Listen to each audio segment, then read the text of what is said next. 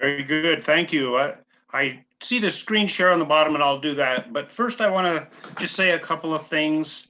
As relic hunters, most of us are relic hunters. We all really enjoy hunting military sites. But I was super excited to hunt a Civil War battlefield. This happened because I have a nephew that is a Civil War buff. He goes back east yearly just to visit Civil War sites. He knew I metal detected and he was asking about a metal detector. I sold him one of my metal detectors and he went crazy with it. He's even more excited than I am about metal detecting. So he set up this hunt. He got all the permissions. He had maps. He made almost all the arrangements. He was so excited that he even made t-shirts for us on this hunt. I'm going to start the screen share.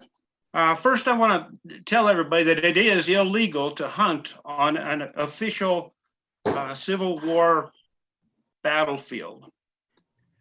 You will go to jail if they catch you. They'll take away everything you own. And I want to let you know that each place that we hunted was on private property. It was not on the National Park Service official historic battlefield. We did have written permission from all the landowners. So when we think of Gettysburg, many of you think of the Gettysburg Address from President Lincoln. But actually it was the bloodiest battle in U.S. history. Gettysburg was actually the high water for the Confederates during the Civil War. Gettysburg is in Pennsylvania, and it's actually 85 miles north of Washington, D.C. So they got really close to Washington, D.C. This was the turning point of the war. There were 160,000 Union and Confederate soldiers. There were 50,000 casualties at Gettysburg. That was only 3 days. That was July 1st, 2nd, 3rd of 1863. We had 3 permissions in the Gettysburg area. 2 of them fell through. It's a map of Gettysburg. This is a map of Gettysburg. And where the X is right up there, that was our hunt site. This is several miles northwest of Gettysburg. This is where General Lee and General Longstreet came into Gettysburg on June 30th. Our hunt site was 120 acres. And this was part of the home site. It would have been great to hunt it in the spring right after they plowed, but since it was this fall, it was the first week of October when we were there. They still had crops in the field, and we were not allowed to hunt this old house right here. That's kind of a shame. We did get to hunt this area right here and this grass hay area. Not allowed to hunt up there by that barn. So this area was a recently plowed area, and it was reasonably okay. One of the first things I found was this aluminum love token. On the left, you can see where it came out of the ground. I cleaned it up later, and you can see it's just one of those love tokens, good luck tokens. One of the next things that came out of the ground was a gold ring. Over on the left, you can see where it came out of the ground. It's marked 18 karat, but you will notice it has this green corrosion to it. So the 18K with a little period on it, that means it's plated. I suspected it was plated. I did not tell the landowner about either of these 2 items at all. After I got back home, I cleaned up the ring. This is later. I replated it with 24 karat gold. I sent the love token and the ring back to the landowner with a letter of explanation. And he was really grateful to get that. And sometimes you have to do things like that to kind of romance the landowners, and maybe you could get a chance to come back. There's a suspenders piece. Many times these will have a patent date on it. This one did not, so I cannot date that to that area. This is also an interactive meeting tonight. So get on the little chat button. I think it's on the bottom. What do you think this is here? Somebody type in if you think you know what it is, and I don't know if I can see it or not, but I'll come back to it soon. This is brass and it's round, and of course metal detectors just love round and brass. The metal detectors I took along with me was my Minelab Equinox 800, my Deus XP, and my Garrett AT Max.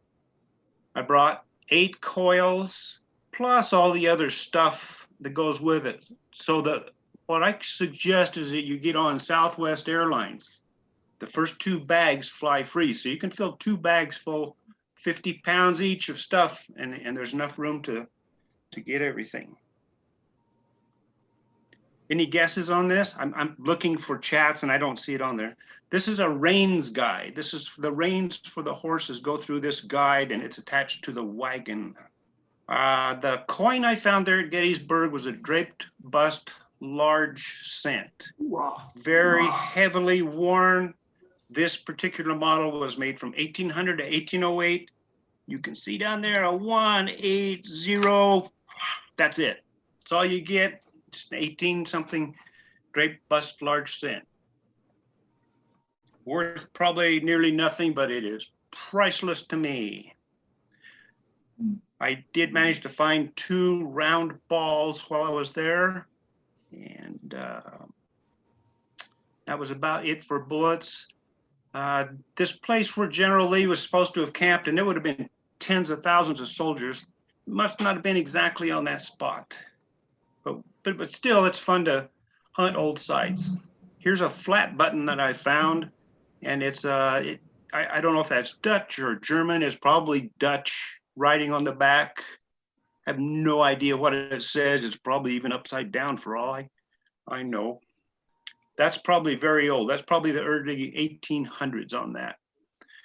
So that was about the only place that we had to hunt in Gettysburg.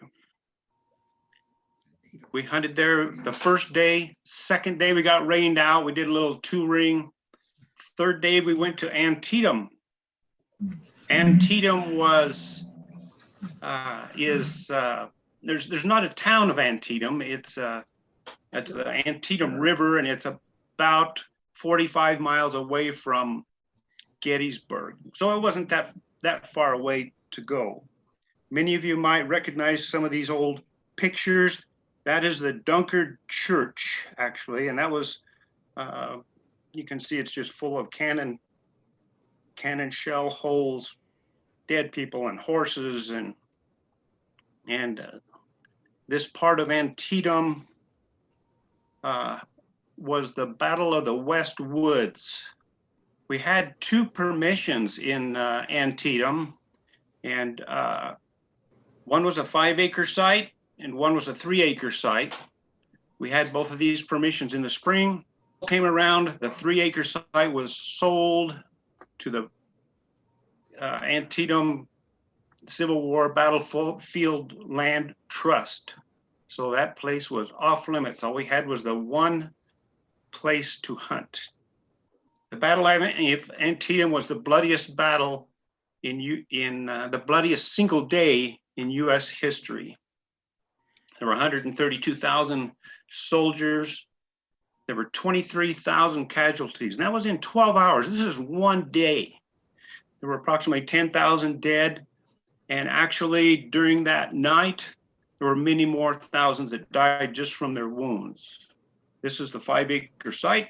There is the sign right on the other side of the fence is the U.S. National Park Service. It's a boundary for the actual battlefield site.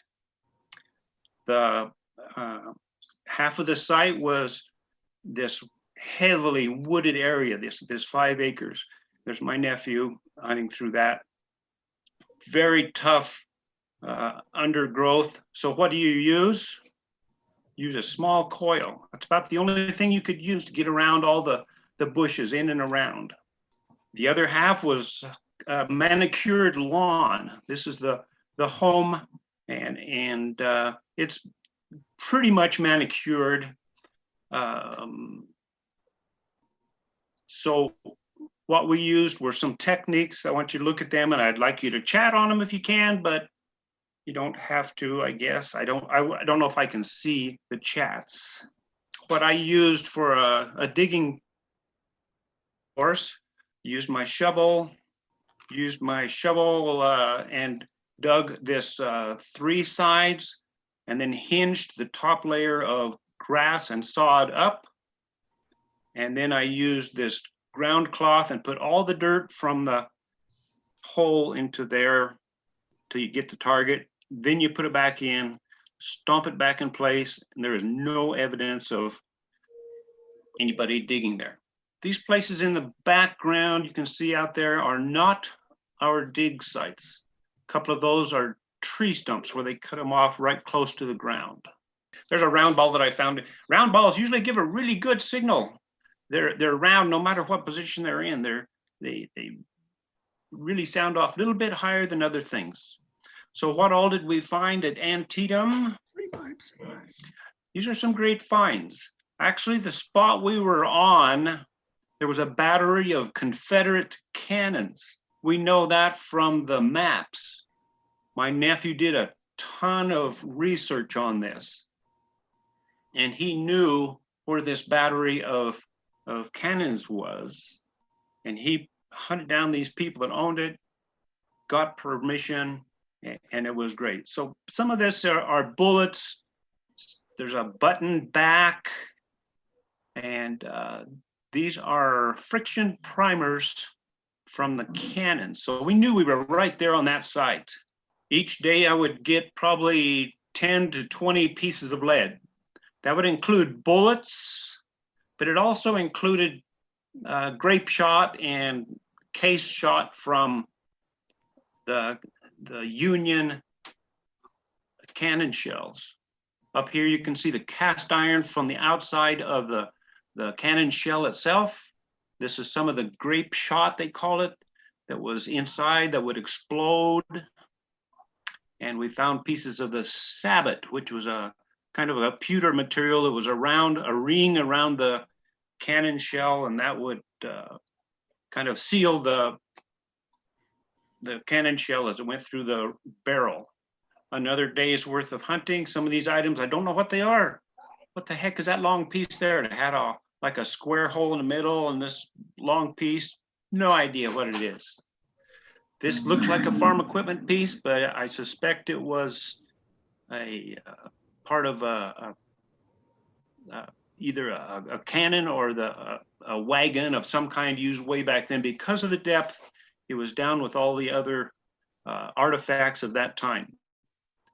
All the modern trash and items were really close to the top. And of course, you see harmonica reeds here and there. How deep were the older items, John? The friction primers were 3 or 4 inches deep, probably.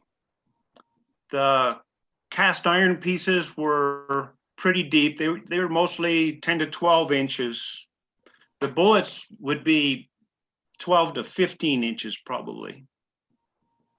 On the left, here you can see these are cannon parts, grape shot and lead chunks. On the right, of course, are bullets. These are some of the bullets I found. I found probably close to I found 100 pieces of lead anyway.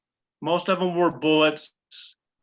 They're not all shown here because I gave my nephew quite a few of them, and we assembled some display cases for the landowners, and we sent a bunch of bullets in display cases back to the landowner.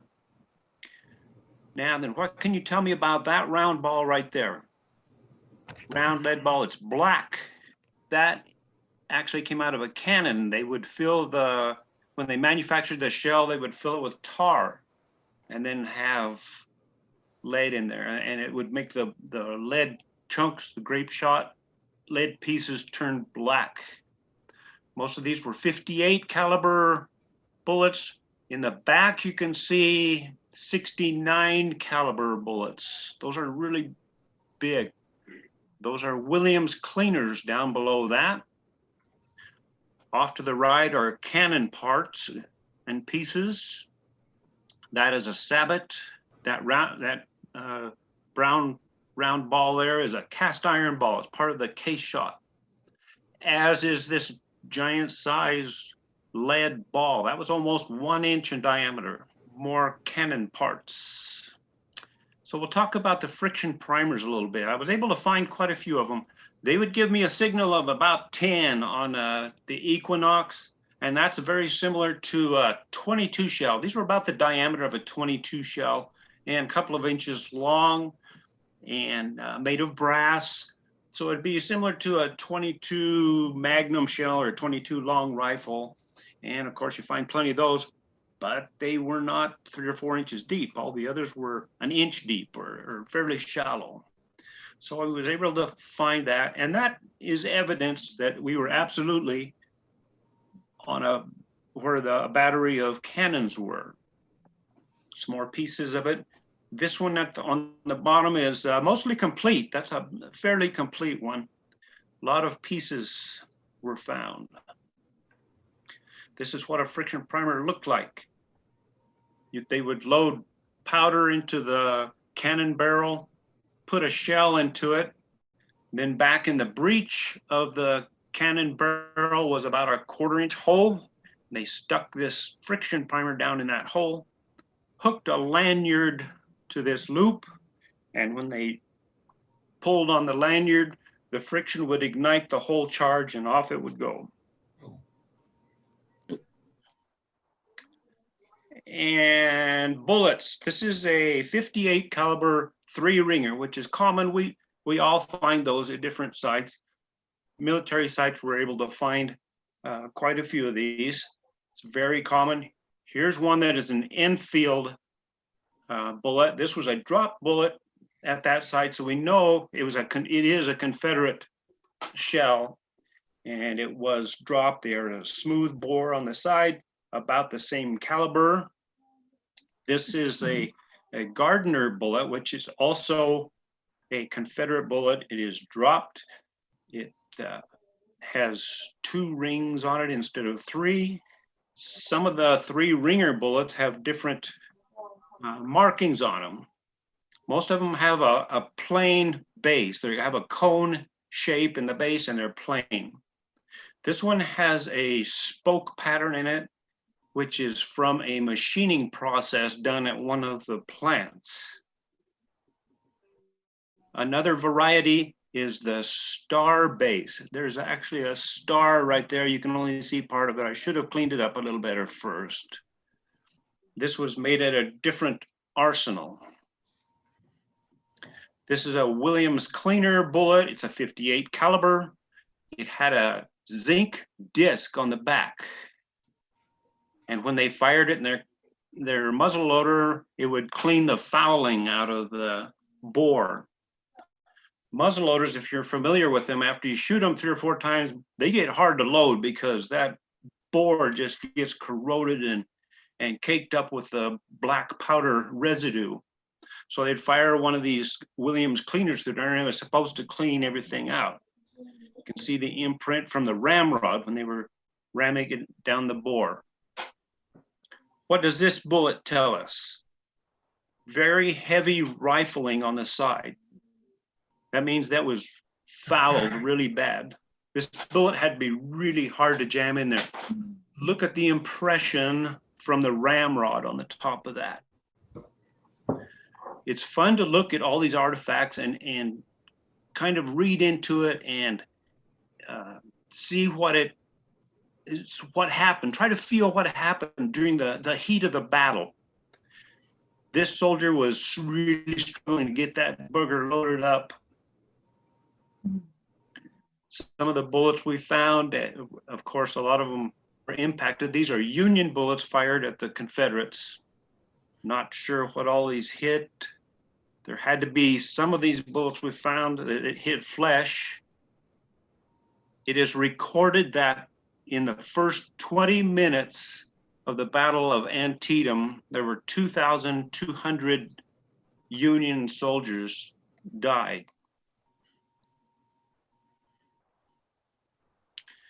Also, what came out of the ground about 3 inches deep back in the brush was a button. There it is on the left, out of the ground. On the right, after it was cleaned up. And this is from a Michigan, there's a Michigan militia button. It is a officer's coat button. The only Michigan unit that was right there in the Battle of the West Woods was the 7th Michigan Regiment. And this is the back of the button, and they are usually marked. This one was marked Goddard and Brother and extra on it. And it was made in the 1850s. This is another reason we need to get these artifacts out of the ground. It's because they are falling apart. Every year they get worse and worse shape. It is good of us to get this history out of the ground where people can see it and enjoy it. Some of the officers that were in the 7th Michigan were Colonel Norman Hall,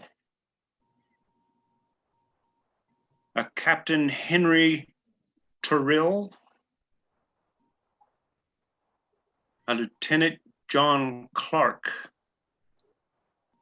There, I think, was maybe one other. So I could tie this button down to one of these officers, and that gives that button some provenance to me. It gives it a little authenticity and a little fun about it. This Lieutenant John Clark was killed. He died in the field at the fence line.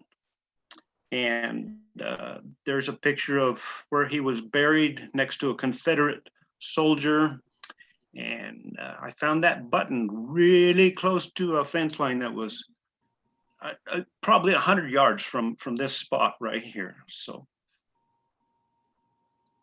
that really helps a lot. You know, a lot of these artifacts like the 3-ringer bullets, you can buy those anywhere for $3 to $5 or something like that.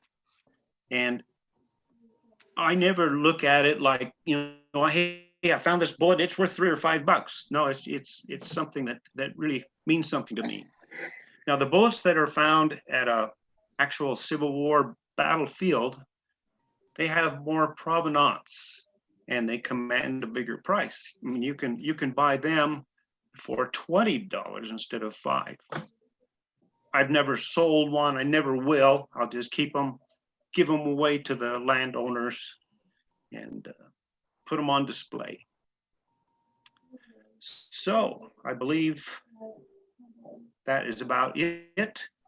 There's only one last thing.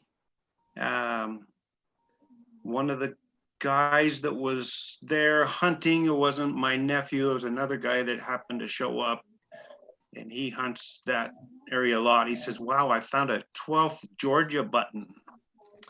And everybody was oohing and awing about his 12th Georgia button. And he says, here it is. 12th Georgia. Okay, you got me. So that's all I have. It was great fun. I'd love to go back. It may not happen. I mean, they're going to sell that 5-acre site, and in Antietam, he's going to sell it to the National Park Service. I don't know when it's going to happen, but it's all right. But my nephew and I are working on some other sites, not in that same area, but in some other sites. Questions? How did you clean that button, John?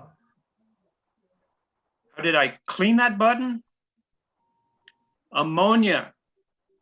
Cut the bottom off of a plastic bottle and put a couple of ounces of ammonia in there. Let it soak for a few hours. You can let it soak for quite a long time. take it out, then soak it in a little bit of water with baking soda. That ammonia is acidic. The baking powder will neutralize that, so you'd only have to leave it in there for a little while.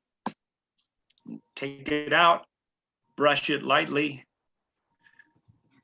I mean, that button is in really good shape. It happened to have some pretty good gilt on it. It didn't look like it at first, but it's a pretty nice button. Very nice. Hey, John, Yes. it's Norm here. I just wanted to say that presentation was really, really good. And you're tying this 7th Michigan button to one of 3 or 4 specific officers is amazing. That is tremendous work that you have done. Yeah. Historians would tip their hat to you, John. Yeah. It really means a lot to me. Yes, it does. I have it on a special display just for that. Any of you people have relatives that you know of that were born around the 1840s? They were very likely in the Civil War. I had a great grandfather that fought in the Civil War, and he wasn't in Gettysburg, but he fought in some other wars. I had a great uncle that was killed in Gettysburg. I'm sure a lot of you have relatives, and my nephew had relatives on both sides, and that's kind of how he got into being a Civil War buff. So we're working on some places closer to Colorado. Hey, John, did you see 200 of those sites? I'm sorry, I didn't hear everything. Did you have to pay a fee to hunt at either the Gettysburg or Antietam site? Absolutely not. These were private properties, just landowners, and they said, "Sure, yeah, you can hunt. I'd like to we offered everything to them, and they said, "I'll just make up a display case. That'd be fine." So no, we didn't pay for anything. My nephew is a sheriff's officer, and he kind of got hooked up with another officer back in Gettysburg, and it happened to be his in-laws that had the land. And sheriff's officer, police officers, I think they're like a band of brothers. They'll help each other out, and maybe there was a little extra help there or something. But no, we didn't pay anything, just our fees to fly out there and our expenses while we were there. How many people were with you, John? Was it just your nephew? You mentioned there was some other man who joined you at Antietam. Almost the whole time it was my nephew and myself. The landowners either were not there or else they did not metal detect. We had, in Antietam, it was just my nephew and myself, and the caretaker would come in and unlock the gate for us, let us in, leave us alone for the day. When we were in Gettysburg at the in-laws farm, whoever they are, they had somebody show us in, and he was a YouTube guy that, he had a YouTube channel on metal detecting, so he was into metal detecting a lot, and he brought another friend. So there were 4 of us hunting at Gettysburg on that one strip of plowed land, and it kind of got crowded. All the really easy stuff got picked up pretty fast. But no, it wasn't an expense for us. It wasn't like a pay to hunt kind of thing. Sounds like you're great, John. I'm suitably impressed. You mentioned your spade that you took along. Did you have a full number 2 spade that you took along, or was it one you purchased, or special spade for digging? The spade I had was one that I purchased at a big R store. It has a fiberglass handle, and it had I think it was a fairly long, thin blade to begin with. I shaped it the way I wanted it and narrowed it down, made it a pointy end on it instead of a blunt end. I cut off the fiberglass. It had a D handle on it. So I disassembled that and I made it to where it would fit in my suitcase if I took the D handle off. So all I have to do is slip the handle on there, put a bolt through it with a nut, and I'm ready to go. So it all fits in my luggage. Well, all right, like I said, sounds like you had a good hunt. Why don't we move along, and we'll like to say we can hit you at the end of the meeting if you're still here. Very good. Oh, I'm here.